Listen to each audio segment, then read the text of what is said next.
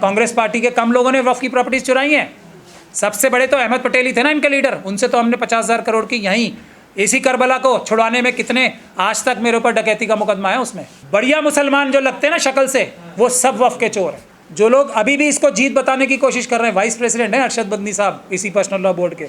ये वही personal law board है जो बाबरी मस्जिद का केस हारने के बाद यही अरशद बदनी साहब बोलते हैं हम केस जीत गए, जैसे आज ये वक्फ का केस हारने के बाद बोल रहे हैं जीत गए। जो इसे जीत बताएगा उससे बड़ा बेईमान, चोर, मक्कार, घटिया आदमी कोई नहीं हो सकता। आप बताए जो जिसको बताना है। मैंने जजमेंट्स के पोर्शन पढ़ के आपको सुना दिए हैं और जो सारी मांगे हैं वो भी मैंने आपको बता दी हैं, वंश वक्फ से लेके डेफिनेशन से लेके सब कुछ। अब भी जो कहता है वो आरएसएस का डायरेक्ट मेंबर है, आरएसएस का ही आदमी है, उससे बात भी करनी मैं समझता हूँ ऐसे किसी भी आदमी का टोटल बायकॉट होना चाहिए। इमरान प्रतापगढ़ी को कांग्रेस पार्टी और जयराम रमेश को अगर कांग्रेस पार्टी नोटिस देके शो कॉज नहीं देती तो इसका मतलब साफ है कांग्रेस हाईकमांड भी आरएसएस की इस साजिश में शामिल है। इसमें मुझे कहने में कोई शर्म और गुरेज नहीं है। इतने बड़ी हार को अगर जयराम रमेश और या इमरान प्रतापगढ़ी जीत बता के लोगों को सुलाने की कोशिश करेंगे तो ये उनका चाल चरित्र चेहरा बिल्कुल बेनकाब हो चुका है। क्या लग रहा है कांग्रेस भी जो है इसका समर्थन कर रही है पीछे से? बिल्कुल। देखिए हमारे सारे उलेमा इस्सू ये चाहते हैं ना, अब सब तो यही असदुद्दीन ओवैसी साहब से लेके सारे पर्सनल लॉ बोर्ड के मेंबर, ज़्यादातर जितने पिटिशनर थे सारे ज़्यादातर सब तो वक्फ की प्रॉपर्टीज़ पे बैठे हुए हैं, हज़ारों लाखों करोड़ की। अब उसकी सज़ाई ख़त्म हो गई तो असदुद्दीन ओवैसी साहब को, अरशद बदनी साहब को जो ये आईटीओ पे बैठे हुए इतनी बड़ी हज़ारों करोड़ की प्रॉपर्टी पे कब्जा जमाए, अब तो उनको सज़ा ही नहीं होगी ना कुछ भी। अब क्या फ़र्क पड़ रहा है? तो वो खुश होंगे या नाराज़ होंगे, ये हाल है। इसीलिए अब कोई लिहाज और शर्म नहीं है। कांग्रेस पार्टी अगर इन दोनों के खिलाफ एक्शन नहीं लेती और अपना क्लियर स्टैंड नहीं करती, बताएं हमें कि इन जो ये 43 जो प्रोविजंस थे जो आज भी लागू हो रहे हैं, वो अगर वो सही मानती है कांग्रेस पार्टी या कोई भी और अपने आप को सेकुलर कहने वाली पार्टी, तो क्लियर करे ताकि आवाम को पता लगे कौन किधर है। कांग्रेस पार्टी के कम लोगों ने वक्फ की प्रॉपर्टीज चुराई हैं। सबसे बड़े तो अहमद पटेल ही थे ना इनके लीडर, उनसे तो हमने 50,000 करोड़ की यहीं इसी करबला को छुड़वाने में कितने आज तक मेरे ऊपर डकैती का मुकदमा है उसमें। तो कांग्रेस पार्टी वाले कम नहीं है इसमें मैं शाह मर्दा का जिक्र कर रहा हूँ और कोई पार्टी वाले कोई किसी से कम नहीं है। हमारे बड़े बढ़िया मुसलमान जो लगते हैं ना शक्ल से, वो सब वक्फ के चोर हैं। आप कह रहे हैं कि हज़ारों करोड़ों की उन्होंने प्रॉपर्टी मतलब चोरी करी हो, तो वक्फ की है ना। देखिए सर, जो आईटीओ को बना वो आज भी तो वक्फ की है ना प्रॉपर्टी। वक्फ का काम क्या है? वक्फ की प्रॉपर्टी का काम क्या है? उसका फ़ायदा गरीबों को, बेवाओं को, मिस्कीनों को मिलना।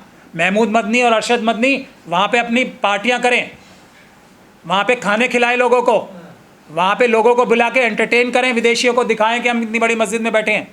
इसलिए नहीं है वक्फ की प्रॉपर्टीज़, इसलिए नहीं है वक्फ को बेचने के लिए वक्फ की प्रॉपर्टीज़ नहीं है। और उनकी वजह से एक नहीं दर्जनों वक्फ की प्रॉपर्टीज़ जो है कब्जे हुए हैं। अगर लिस्ट चाहोगे तो मैं आपकी किसी को भी दे सकता हूँ। अरशद बदनी साहब कह रहे हैं कि जो 3 धाराएं थी इसमें जो ये स्टे दिया है, तो इससे ऐसा लग रहा है कि कानून अभी जिंदा है, इंसाफ अभी है। मैं यही तो कह रहा हूँ, बिल्कुल उनके लिए ज़िंदा है ना, क्योंकि सज़ा कम हो गई है। वरना इसका किराया पता है आपको कितना देना पड़ेगा मस्जिद की जगह पे जिसमें कब्जा कर बैठे हैं, और सड़क के पार एक और जगह जो कब्जा करके बैठे हैं, लाखों रुपए महीना किराया देना पड़ेगा उस जगह का। तो उनकी तो बल्ले बल्ले हो ही गई ना, उनकी तो पार्टी चल रही होगी सब। अब आप आज शाम को या जाके देखो, जो लोग उसकी तारीफ़ कर रहे हैं ये तो सब पार्टी दे रहे होंगे कि हम लोगों ने इतनी जगहें कब्जा करके बैठे हैं, हमारे तो मज़े ही आ गए। अब सीधा आरोप लगा रहे हैं सर आप। मैं सीधा नाम लेके तथ्य बता रहा हूँ, आरोप नहीं है, ये सच्चाई है। अरशदुद्दीन ओवैसी साहब से लेके मैं सबके नाम लेके बता रहा हूँ, सबकी प्रॉपर्टीज़ बता रहा हूँ। दारुल जो उनका मेन हेडक्वार्टर है वो किस पे चल रहा है बताओ? किराया दे रहे हैं क्या वो 2.5% के हिसाब से? सबसे ज़्यादा उनकी तो वेबसाइट में भी था ना, जब से मैंने बोलना शुरू किया, शायद अब वेबसाइट से हटा दिया, कि 85% से ज़्यादा प्रॉपर्टीज़ एनक्रोच्ड हैं इस बेकार कानून के आने से पहले से एनक्रोच्ड हैं। ये है आप पे आरोप लगता है कि आप तो वकील थे, आप उनके पहले पर्सन लॉ बोर्ड पे इसलिए हटा दिया, इसलिए आप उनका विरोध करते हैं। नहीं, मैं हटा दिया या मैं खुद हट गया, ये भी एक सवाल है। ऐसे बेईमान चोरों के बीच में मैं रह सकता हूँ? मेरे जैसा आदमी रह सकता हूँ कभी? उनके बीच में मैं कैसे रह सकता हूँ? जो लोग अभी भी इसको जीत बताने की कोशिश कर रहे हैं, वाइस प्रेसिडेंट हैं अरशद बदनी साहब इसी पर्सनल लॉ बोर्ड के। ये वही पर्सनल लॉ बोर्ड है जो बाबरी मस्जिद का केस हारने के बाद यही अरशद बदनी साहब बोलते हैं हम केस जीत गए, जैसे आज ये वक्फ का केस हारने के बाद बोल रहे हैं जीत गए। यही है ज्ञान व्यापी की शहादत कराने वाले, और यही है बाबरी मस्जिद की शहादत कराने वाले। मुझे इसमें कोई शर्म और गुरेज नहीं है बोलने में। सर कलेक्टर की पावर को हटाते, यही तो मांग थी आपकी देखने में। कलेक्टर को हटाने की मांग नहीं थी, हमारी मांग ये थी कि पुराना वक्फ एक्ट रहेगा। अब कलेक्टर की जगह उससे एक थोड़ा बड़ा ऑफिसर वही काम करेगा, क्या फ़र्क हो गया? हो गया कोई फ़र्क?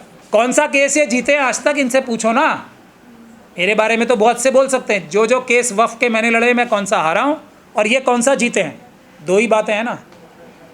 अब हमें पता है ना कि मथुरा मस्जिद के केस में इसके बाद से हमें कितनी मुसीबतें आने वाली हैं, हमें पता है ना ये। तो फिर सरकार तो ठीक ही कह रही थी कि यहाँ चोरी हो रही है, डकैती हो रही है, जो आप कह रहे हैं वही सरकार कहती है। नहीं, सरकार एक ही बात होगी ना आप दोनों की। एक ही बात है ही, हाँ। लेकिन बात यह है कि ये सब सरकार जो आरएसएस और बीजेपी है, सरकार नहीं, आरएसएस और बीजेपी के ही तो आदमी थे, पहले भी तो यही लूट रहे थे। तो सरकार तो अब ये चाहती है सरकार कि अब ये इसे इंडस्ट्रियल लेवल पे, जैसे पहले वोट चोरी कैसे होता था, पन्ना प्रमुख करते थे ना, एक एक बूथ जाके लूटते थे, अब पूरा होलसेल में पूरे की पूरी कॉन्स्टिट्यूंसी, पूरी की पूरी स्टेट। उसी तरीके से पहले एक अडानी को कितनी मेहनत करनी पड़ी ना एक अपना घर बनाने के लिए, एंटिला। अब वो कह रहे हैं हम पूरी की पूरी स्टेट्स लूट लेंगे, सारी की सारी प्रॉपर्टी ले लेंगे हम। अब ये फ़र्क हो गया है पहले में और बाद में। पहले छोटे रास्ता एक ही है, रास्ता जो पेपर बैलेट वापस लाने का रास्ता है। सबसे पहला मुद्दा तो वही है ना, सब चीज़ों के निजात का। जो सरकारें बेईमानी करें उसको कान पकड़ के निकालने का तरीका एक ही है, पेपर बैलेट से चुनाव होना सबसे महत्वपूर्ण काम।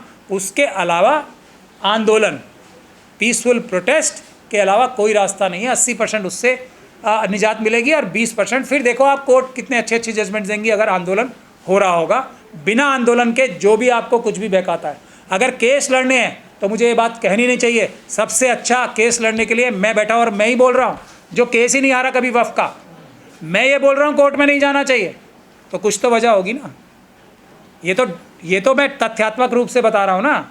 मैं एक भी केस नहीं हारा हूँ वफ़ का आज, चलिए, और मैं वफ़ के ख़िलाफ़ एक भी केस लेता भी नहीं हूँ। जब मैं इस बात को बोल रहा हूँ कि अदालत में नहीं जाना चाहिए, यही बात मशीनों के लिए लागू होती है। एक मैं ही जीता हूँ केस, फिर भी मैं बोलता हूँ कोर्ट नहीं जाना चाहिए, एसआईआर के लिए कोर्ट नहीं जाना चाहिए था, सुप्रीम कोर्ट तो बिल्कुल नहीं। तो फिर मेरी बात क्यों नहीं सुनी जा रही? और हर बार जैसे हर बार हार के आते हैं, इस बार भी हार के आ गए, और जितनी बार ये जाएंगे हर बार हार के आएंगे।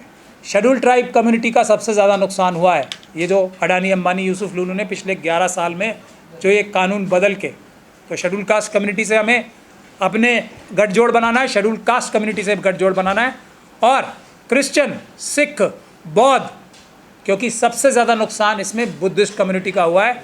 बौद्ध गया टेम्पल ट्रस्ट के बारे में आप लोग सुन रहे हैं ना, कि उनके जो सबसे बड़ा उनका जो रिलीजियस प्लेस है दुनिया भर का सबसे बड़ा बौद्ध गया में, वो भी कौन चलाएगा?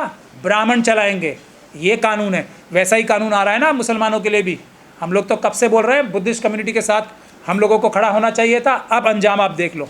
क्रिश्चियंस के लिए भी यही कानून आने वाला है। क्रिश्चियंस की पूरे देश में चर्च की प्रॉपर्टीज़, हॉस्पिटल्स, ये सब छीने जा रहे हैं गैर कानूनी तौर पे पूरे मुल्क भर में। तो क्रिश्चियन कम्युनिटी भी परेशान है, सिखों के साथ भी यही हो रहा है।